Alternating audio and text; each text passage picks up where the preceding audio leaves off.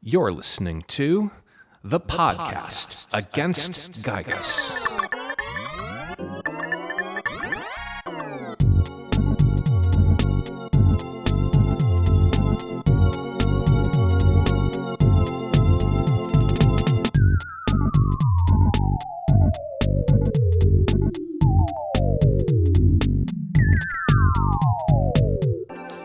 Episode 8, in which our hero walks on the dark side of the moon.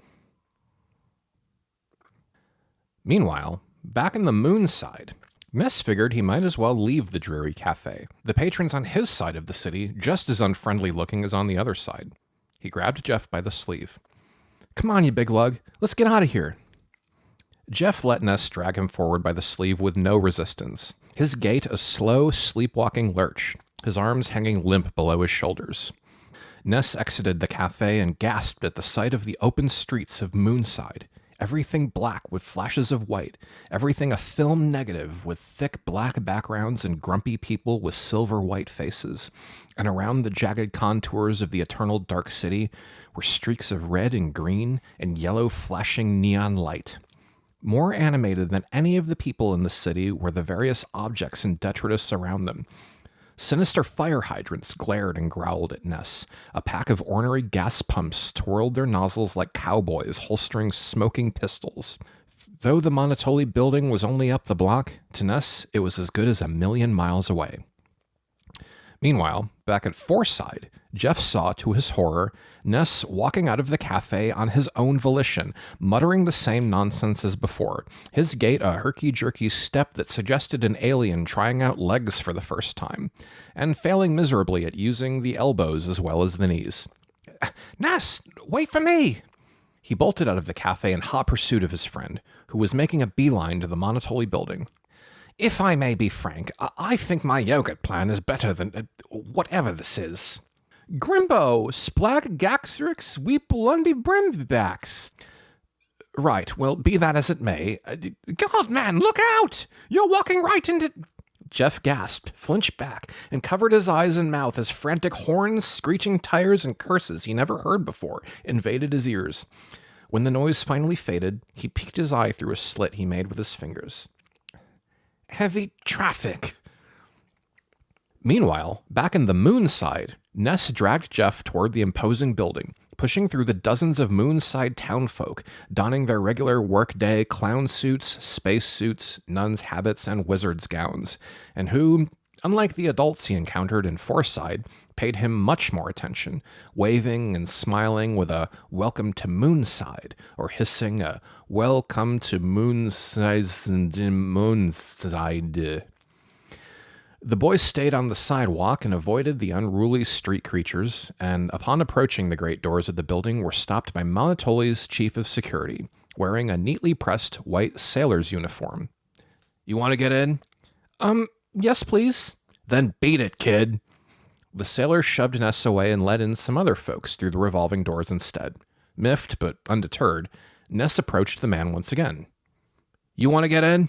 "Yes." "Then scram!" Once again, the sailor shoved Ness away.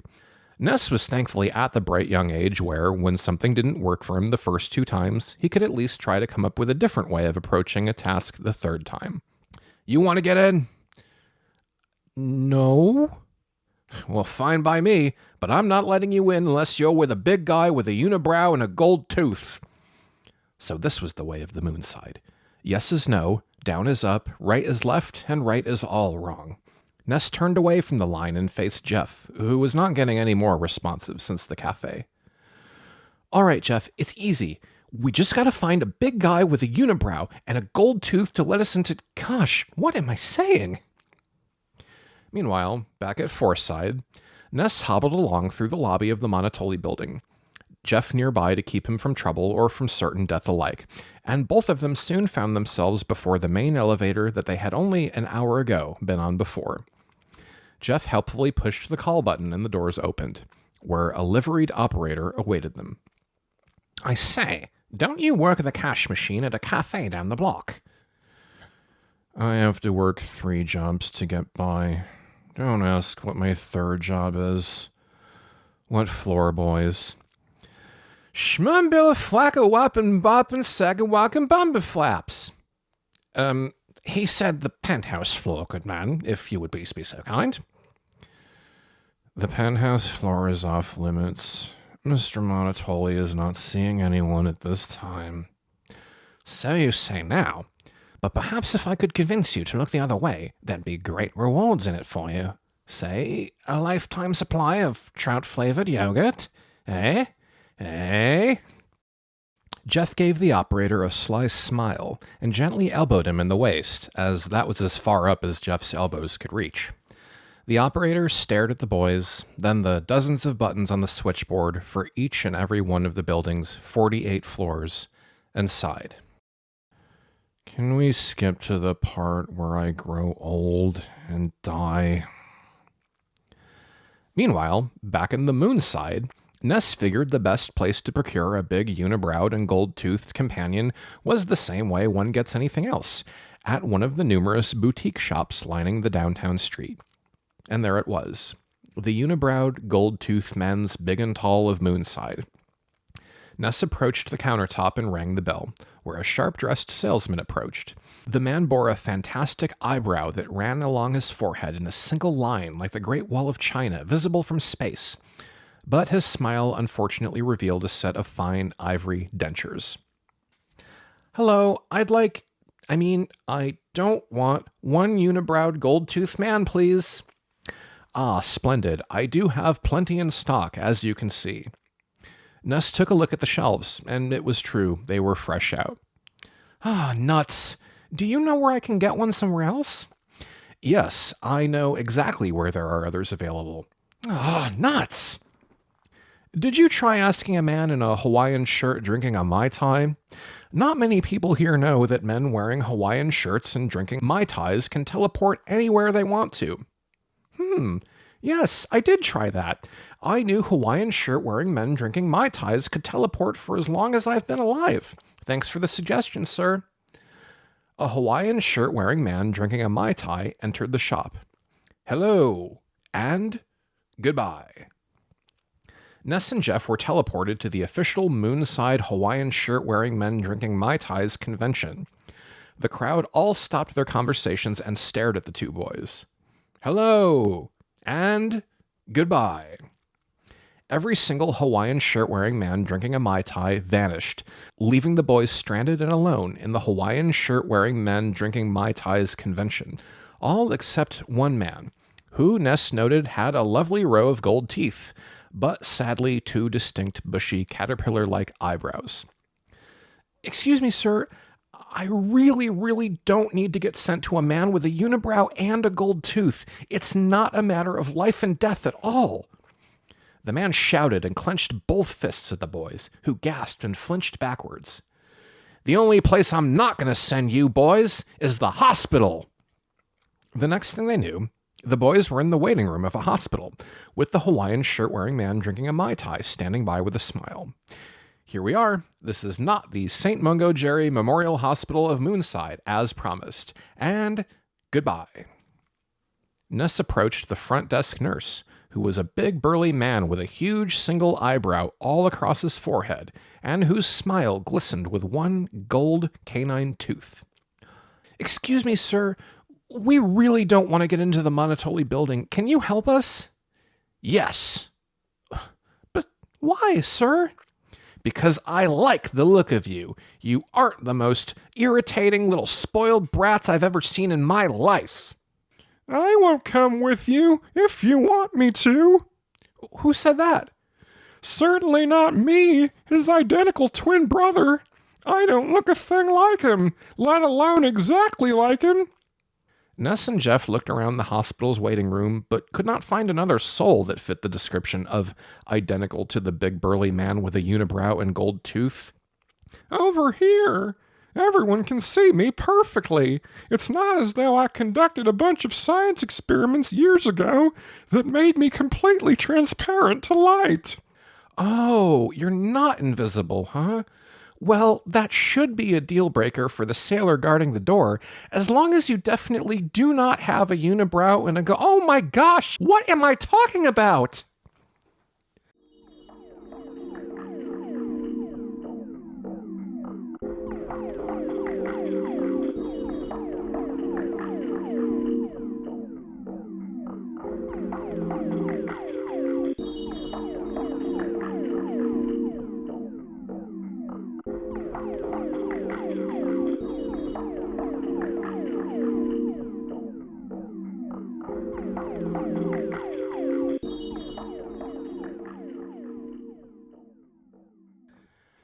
Meanwhile, back in Fourside, Ness effortlessly climbed up the very top of the stairs of the Monotoli building, with Jeff only a few floors behind him. They were alone and safe on the stairwell because, think about it, who on earth would be so crazy as to scale 68 floors of a skyscraper from top to bottom on foot? After reaching the top floor with Ness safely by his side, Jeff collapsed onto the stairwell floor, wheezing in deep breaths. I hope you're quite proud of yourself. Oh boy. It took Jeff a couple minutes to recover from the ascent, but he did all the same and rose to his feet. The door leading to the floor from the stairwell was predictably locked, which, thanks to Jeff, was no big obstacle at all. His machine that opens most locked doors, especially when you have a slightly bent key and portable unlimited trout-flavored yogurt dispenser, made short work of the door, and the boys entered the penthouse floor. Right, we have to plan our next move carefully. It's not as though Caesar knew he was going to win when he crossed the Rubicon, after all. A grid of invisible trip lasers that activate who knows what ghastly security systems. Primitive, but effective nonetheless. Horgum, schmill little bang-a-wang-a-mims. Jeff poured into his rucksack and failed to see Ness wander off. Yes, bang-a-wangums and all that. Just a moment, I think I have a few countermeasures for this blasted... Ness? Ness! Oh dear. Jeff rose to his feet and sighed, resigned to what was going to happen next. You're going to walk right into that laser grid, aren't you? Meanwhile, back in Fourside, the patrons and employees of the nearby cafe carried on much the same way that they did when the two strange boys came in and ordered a cup of black coffee between them both. A third strange boy walked in, who seemed even grumpier than any of the adults sipping their beverages and getting mad at the newspapers. He was a boy from Dali, maybe, with a long black braid going down to his back being the only hair that covered his bald head. The boy approached the counter like an especially notorious cowboy entering the saloon, and he had the same effect on the baristas and patrons. Keeping an intense glare fixed on the register man, he pointed to the menu, then to the countertop, as if to say, "One of those, here, right now." Somehow the barista knew exactly what on the menu he ordered, and the boy responded by flipping 5 big coins in the air, all of which landed in the barista's hands, all of which, the man was later to find, was exact change with a generous 20% tip. The boy was served his drink and he took one sip. The colors around the room began to fade, as if leaking out of what was once a black and white room. The pleasant music began to warble and distort, as if whatever it was that made music itself pleasurable was evaporating away in the hot sun. So this is it, the black wicked Moonside of the city, the boy thought as he dumped the remainder of his drink in the garbage, slid the empty cup on the countertop, and left as casually as he came in. Meanwhile, back in the Moonside, Ness easily gained entry to the Monotoli building after duly presenting his invisible big burly man with a unibrow and gold tooth to the faithful sailor guarding the doors. Now it was time to infiltrate the deeper workings of the mayor's sinister operations, and with any luck, ascend to that highest, 58th floor. He dragged Jeff along and saw hundreds of Monotoli employees busy at work. The workers would glance at the clocks on the wall to see when their breaks were due, or maybe when they could punch out for the day. But unfortunately, every single clock in the office was a Dali clock, which melted into a thick goop on the floor whenever anyone looked at one. It was impossible to tell the time, which meant it was impossible to leave. A pack of feral Dali clocks saw Ness and Jeff and slithered from the walls, splashed onto the floor, and swarmed the boys like a pack of rats. Ness grabbed Jeff and ran away, but one clock pounced and bit him on the ankle. As he saw the other slippery clocks gaining on the boys, and as he frantically tried to kick the thing off his leg, Ness could feel the Dali clock's horrible effects start to take hold. Oh no, he was late. Homeroom was going to start any minute, and there he was messing around in the Monotoli building. That must be why he had a perfect 0 grade in math class. He'll have to stay in school for 20 more years to make up that class. Ness kicked the feral clock off his leg just in time and ran away from the others, barricading himself and Jeff in a nearby room with a door helpfully ajar. This appeared to be Monotoli's private art collection, but to Ness's dismay, Every painting in the room was a great mural of an exact duplication of the room. It was hard for Ness to see which of the great walls led to the room's door, and which was a treacherous canvas that merely mimicked the room. He anxiously studied the 4 walls, and ruling out the 2 with paintings that had teeth and eyes, and were even now rattling themselves off their hooks to devour the 2 boys, he picked a door and entered, slamming it behind the wild paintings just in time. He found himself in the exact same room. Dang it! He entered another door, only to find his situation unchanged. Again, he entered a door to find it led to the same room. He looked behind him and saw a painting of himself in the room, trying a door, like the trick one does where if you hold up a mirror in front of a mirror, you can see infinite duplications of yourself. Ness, keeping count, walked through 178 doors before he started to think that maybe he took a wrong turn somewhere. It did no favors to his courage when he saw, looking ahead, infinite mirror copies of himself in a painting, this time running around in circles with a cackle, hitting himself on the head with a mallet and blubbering his lips with a finger, like he saw in cartoons when someone does when they have well and good lost their marbles. Ness scrambled back and forth around the room as Jeff looked on, still slack-jawed and catatonic, a state which Ness was at once fearful he would very soon become, and at the same time envious of in its comparable serenity. Okay, stay calm, Ness. I've went through 278 doors so far, so I have to go through the difference of the quotient permutation of -5 over a radical 9.5. Carry the 1 up to the hundreds, and according to PEMDAS, they should arrive at the station at the same time. Oh no! I forgot to show my work! I'm going to fail the math test! I'm going to be in math class for the rest of my life! And then a tap on his shoulder made Ness turn around, and the sinister art gallery disappeared all at once. In its place was the stranger, the mysterious Dalamese boy, frowning and folding his arms. By rote, he put out his open hand one more time. Meanwhile, back in Fourside, Jeff watched helplessly as Ness sauntered deeper into the halls of the Monotoli penthouse floor, the incessant clanging of the security system certainly oppressing his ears, if not Ness's. Panels in the walls and corners of the hallways opened and revealed the building's defenses. Deadly metal robots on tank treads with laser beams and buzzsaws, floating spinning saucers wielding razor blades and death rays, even the mechanical octobots that walked on its 8 legs and arms and floated in the air. Well, if it's a game of lemmings we're to play. As dire as the situation was, something sparked in Jeff's heart upon seeing the great arsenal of robot death that was akin to a strange kind of joy. Most of the foes he had encountered so far were either human or else freakish amalgamations of puke. In other words, foes in which it was either unethical or else ineffective for him to use the great arsenal of his own. Not to mention that while that googly-eyed freak certainly was a worthy foe, it, rather unsportsmanlike, took away his spectacles. But here was a mechanical deadly force, right at his fingertips. He couldn't wait to open his rucksack, take out the dual laser guns and extensive collection of bottle rockets, and see what those babies could do. Warning. Surrender immediately.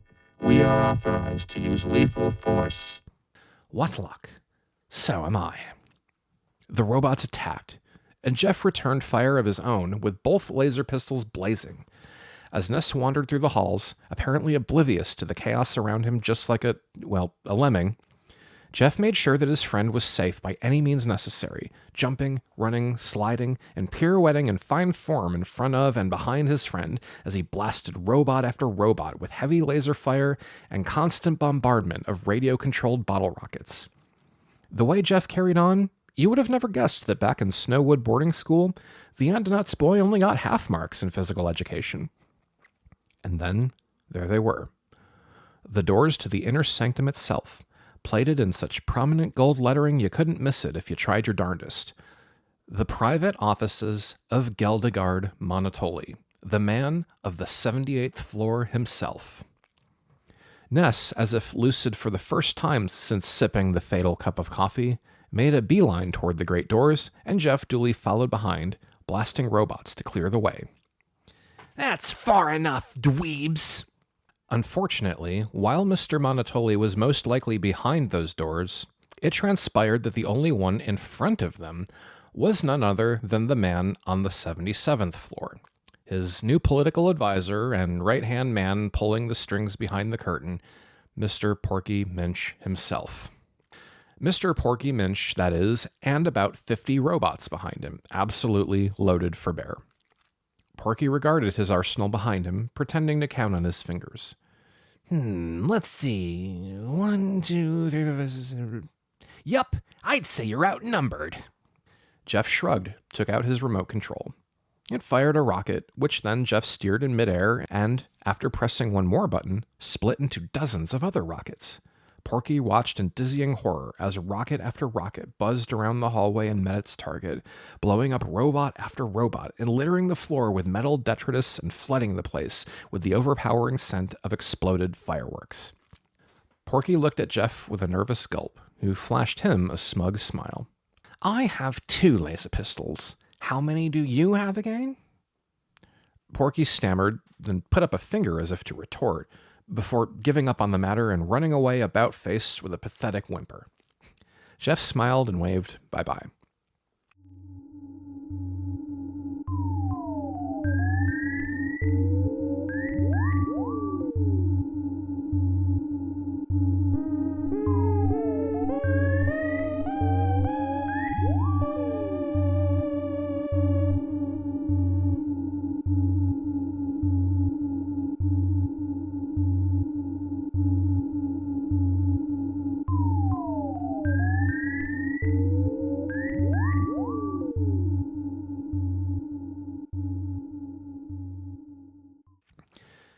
Meanwhile, back in the Moonside, Ness backed away frowning at the Dalamese boy, who once again was trying to mooch off his soundstone.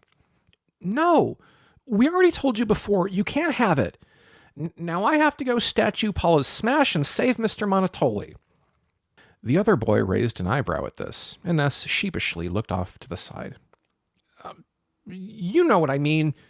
Now go away. I don't need your help. Ness sharply turned away, then screamed as he faced the latest horror Moonside had to offer, a gigantic coffee mug. The black liquid spilled and gurgled out of the thing, and a horrible coffee monster emerged, with goopy jaws, bloodshot eyes, and coffee limbs that it used to drag itself amoeba-like toward the terrified boy, its cup dragging behind him like a mollusk's shell. Wait! I need your help! I need your help! The coffee monster hissed out a laugh as it crept closer to Ness. It's too late, little boy. You drank the coffee. Now you're trapped in here forever. Now you're a grown-up. Now get to work. The beast swung its coffee limbs at Ness, who swung his bat in defense, which ineffectively coursed through the liquid as baseball bats usually do through water. The Dalamese boy sauntered to the monster's porcelain container, whistling as he kicked at the thing with his toe. Ness spotted a tiny chip fall off the mug where the other boy kicked, and getting the idea faster than the other boy expected, he made a break toward the cup and wailed on it with his bat. The cup shattered to pieces and spilled the beast onto the floor, howling in agony all the while until it was nothing but a big brown stain on the carpet. That was close. Now, I have to find this stupid statue. If you really want to help, maybe we can join forces and scope out exactly where this thing is hiding somewhere in the... The other boy rolled his eyes and thumbed off to his side. Ness looked, and there it was.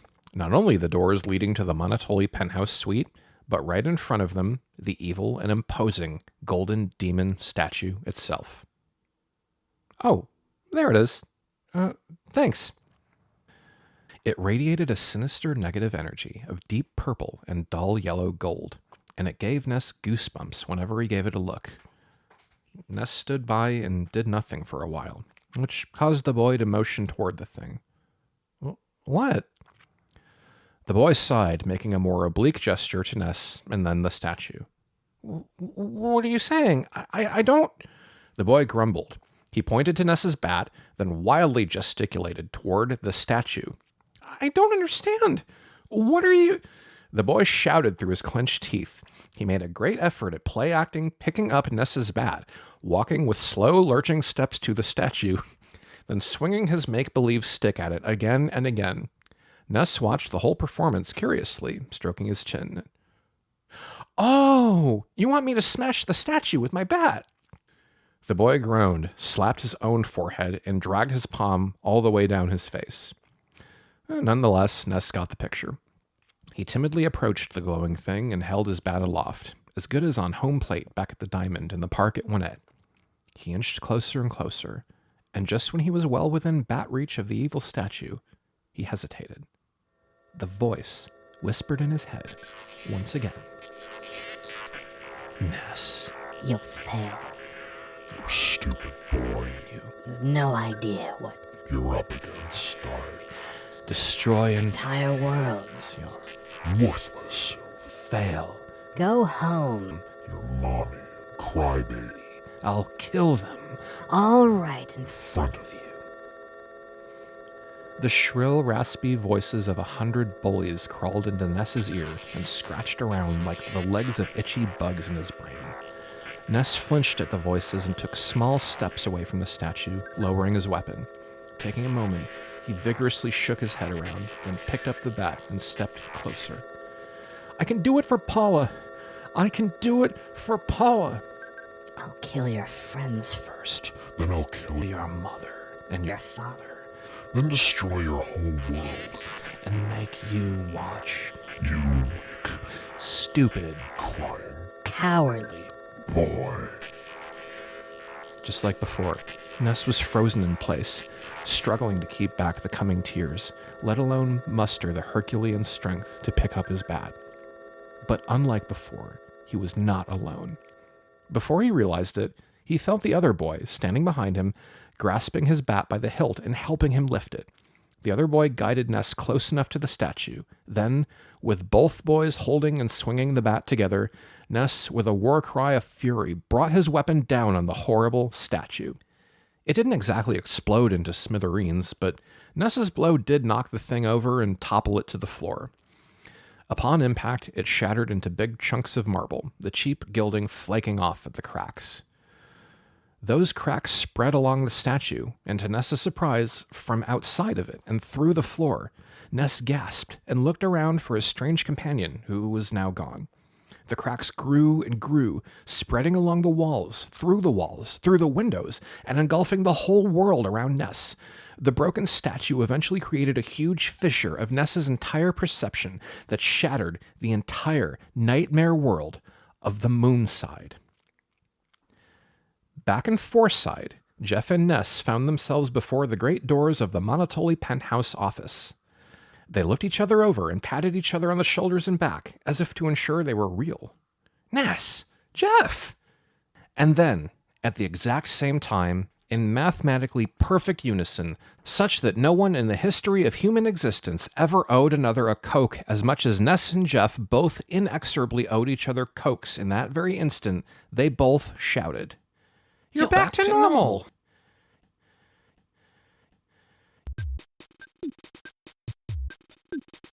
You've been listening to The Podcast Against Giygas. The Podcast Against Giygas is an audiobook written and performed by me, Garrett McMahon, based on Earthbound, the Super Nintendo game directed by Shigesato Itoi, with production by William Pulowski and thumbnail design and art direction by David Peters. This podcast stinks.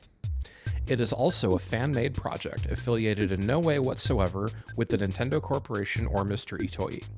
This podcast is free to listen to, ad-free, and always will be. I hope you enjoyed this week's episode, and I'll see you back next Monday. Till next time.